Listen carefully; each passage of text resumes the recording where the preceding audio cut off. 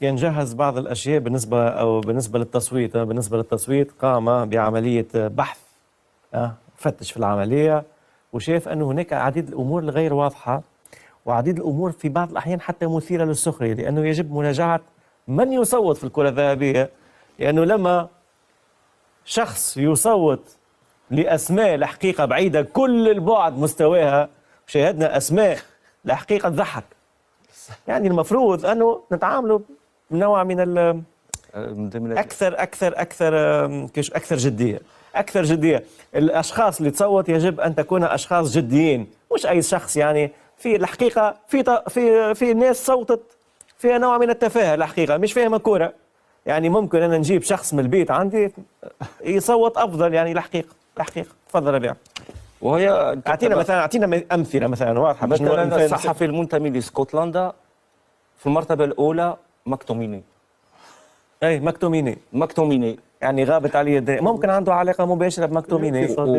واسكتلندا، وانا عجبتني كلمه يعني استعملها بوعلام هي كلمه التجاهل. تجاهل حكيمي بالمره، معناه 0 نقطه، معناه مش تواجد مع العشره الاوائل.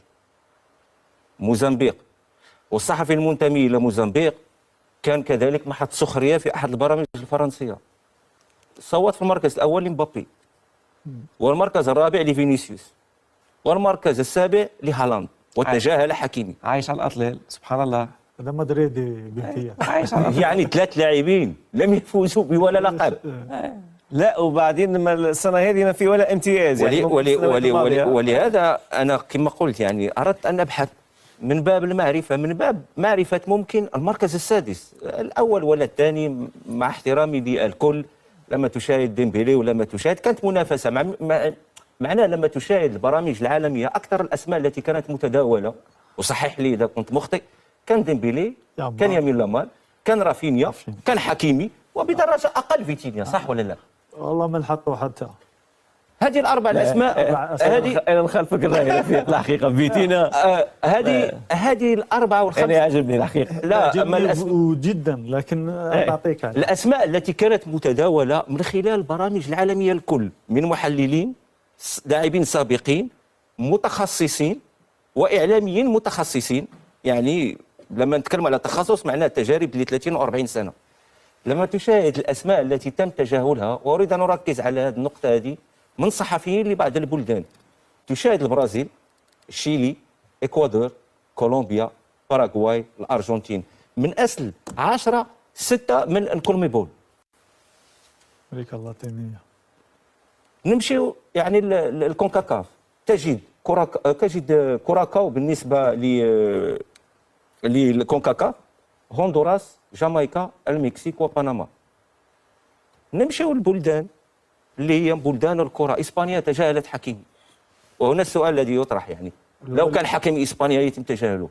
بالمقابل كمقارنه، كارفاخال الموسم الماضي في 2024 صح احتل المركز الرابع، فاز ببطولات كما فاز بها حكيمي يمكن اكثر، لكن هل على المستوى الفردي قدم ما قدمه حكيمي؟ كارفاخال 27 مساهمه تهديفيه، حطم الرقم افضل مدافع على مستوى التاريخ، حطم رقم داني ألفيش اللي كان تقريبا حقق في 2010 2011 25 مساهمه تهديفيه فقط فيها 4 اهداف. نحن نتكلم على حكيمي 11 هدف، منهم 3 اهداف في دوري الابطال، في دور الربع، وفي دور النصف، وفي دور النهائي. مهاجمين لم يفعلوا ذلك. فقط لاختم أن كل هذه الدول التي تجاهلت حكيمي صوتت لكارفاخال في النسخة الماضية، معناه أنه ليست مشكلة مدافع، لكن هناك مشكلة أخرى جنسية، مشكلة عرقية. ولهذا أنا بيني وبينك صراحة أنا نتفق معك. الصحفيين صراحة لكي يصوتوا على هذه لا بالعكس، المسابقة سنتطور الآن.